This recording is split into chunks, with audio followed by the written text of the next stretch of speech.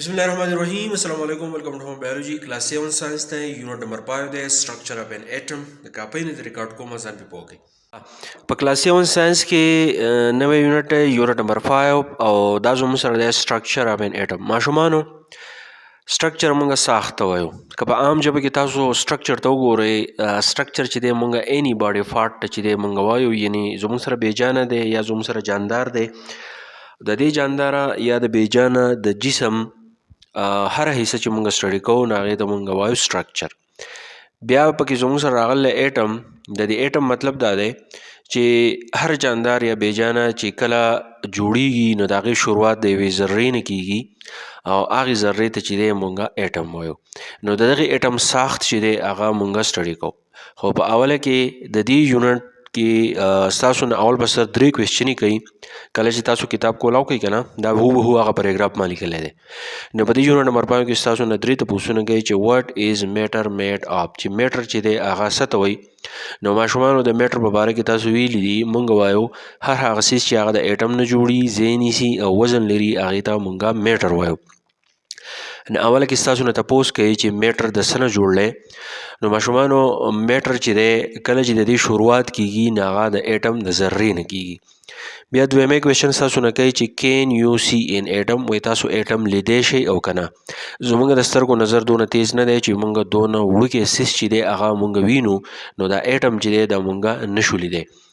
بیا درېمې نمبر سوال دی چې ویچ از سمالر ان ایټم آر مالیکیول. تاسو نه په دې کې دا تپوس کوي دوه څیزونه دي یو ایټم دی یو مالیکیول دی تاسو ته دا وایي چې دا ایټم وړوکی دی او که نه مالیکیول وړوکی دی. نو ماشومانو ایټم چې دی زموږ سره د ټول نه وړوکې ذره ده او د مالیکیول چې دی دا زموږ سره د دې ایټم نه لږ شانتې چې دی هغه غټي. په دې پیراګراف کې مخکې ځو چې په دې پیراګراف کې نور تاسو ته څه وایي په غور یې واورئ ښه ټیک وایي. دا هغه پیراګراف دی کوم چې په کتاب کې دی. اول دا ویلي چې د میټر از میډ of tiny particles called atom. ماشومانو وایي میټر چې دی هغه د وړوکو ذراتو نه جوړي او هغه ذراتو ته مونږ وایو ایټم. نو میټر ما تاسو ته ووایي چې دا زموږ سره جاندار هم کیدی شي دا بیجانه هم کیدی شي. هر هغه څیز چې هغه د ایټم نه جوړي ځای نیسي او وزن لري هغې ته مونږ میټر وایو. تاسو خپل چاپیرچل کې وګورئ نو کم څیز چې تاسو په سترګو باندې اینئ چې کم څیز تاسو په سترګو باندې اینئ نو هغې ته چې دی مونږ میټر وایو. که ستاسو مخې ته کرسۍ ده ډیسک دی ټیچر دی بیګ دی کتاب دی پین دی پنسل دی نو دا ټول څیزونه چې دي دا زموږ سره میټر دي. just as a wall made of brick. لکه څنګه چې یو دیوال جوړیږي د خښتو نه لکه څنګه چې موږ یو دیوال جوړو اول موږ یوه خښته کیدو بیا بله خښته کیدو بیا بله نو داسې یو غټ دیوال په وجود کې راشي. دغه شان زموږ سره چې یو میټر جوړیږي زموږ سره یو ایټم شي بل ایټم شي بل ایټم شي نو زموږ سره یو غټ میټر په وجود کې راشي. living organism consist of cells. دغه شان زموږ سره کم living organism چې دی یو ژوندی څیز یو جاندار هغه زموږ سره جوړیږي د سیل نه اول یو سیل بیا بل سیل شي بیا بل سیل شي د یو سیل نه چې دی ټیشو جوړ شي د ګروپ اف سیل چې کله راغونډ شي ټیشو جوړ کړي هغه بیا ارګن جوړ کړي بیا سیسټم جوړ کړي بیا یو غټ ارګانیزم جوړ کړي.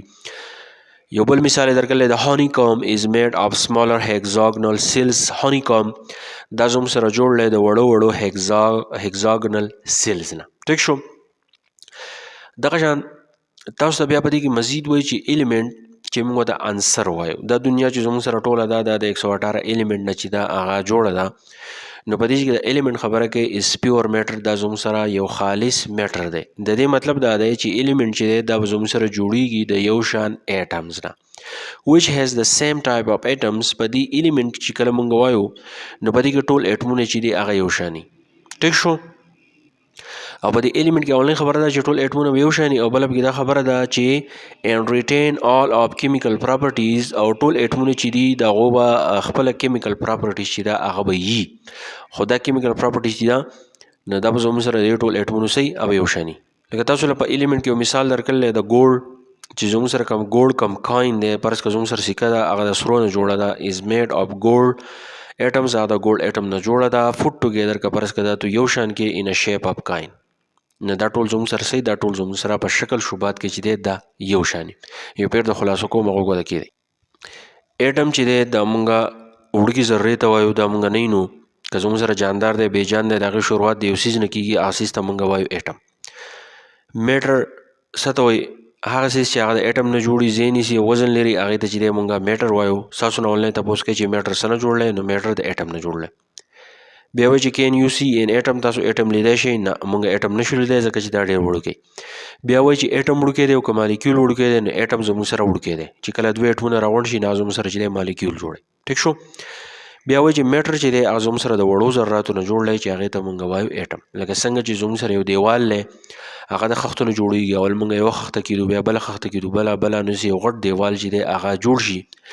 دغه شان لیوینګ ارګانیزم چې دی هغه د خلیو نه جوړلی، خلیې راغونډې شي، ټیشوز جوړ کړي، هغه چې دی بیا ارګن جوړ کړي، هغه بیا سیسټم جوړ کړي او د هغې نه چې دی بیا یو نوی ارګانیزم په وجود کې راشي. دغه شان زموږ سره کوم هونی کوم چې دی هغه زموږ سره د هیکزاګنل سیل نه جوړلی. بیا پکې د ایلیمنټ خبره کړله چې ایلیمنټ زموږ سره جوړیږي د پیور میټر نه. د دې مطلب دا دی چې د دې اټمونه چې دی هغه به یو شاني او کیمیکل پراپرټیز به هم د دې ټولو یو شاني. بیا په دې کې د ګوړ خبره کړله چې کم ګوړ کم کاین چې دی هغه زموږ سره ټول د ګوړ اټمز نه جوړیږي او دا ټول په شیپ کې به زموږ سره یو شاني. نو دا کلاس 7 ساینس و، یونټ نمبر 5. په دې کې ما تاسو ته یو ټاپک وکړو سټرکچر اف ان اټم. د دې کوم آنلاین پیراګراف کوم تعارفي پیراګراف چې و په دې کې ماشومانو دا خبره یاد ساتئ اټم چې دی دا ټکی دا به تاسو نه هیروئ. دا چې تاسو څونه سبق مخکې وایئ که نه دا به تاسو ته راځي او د هغې نه علاوه تاسو ته به دا میټر راځي. ټیک شو.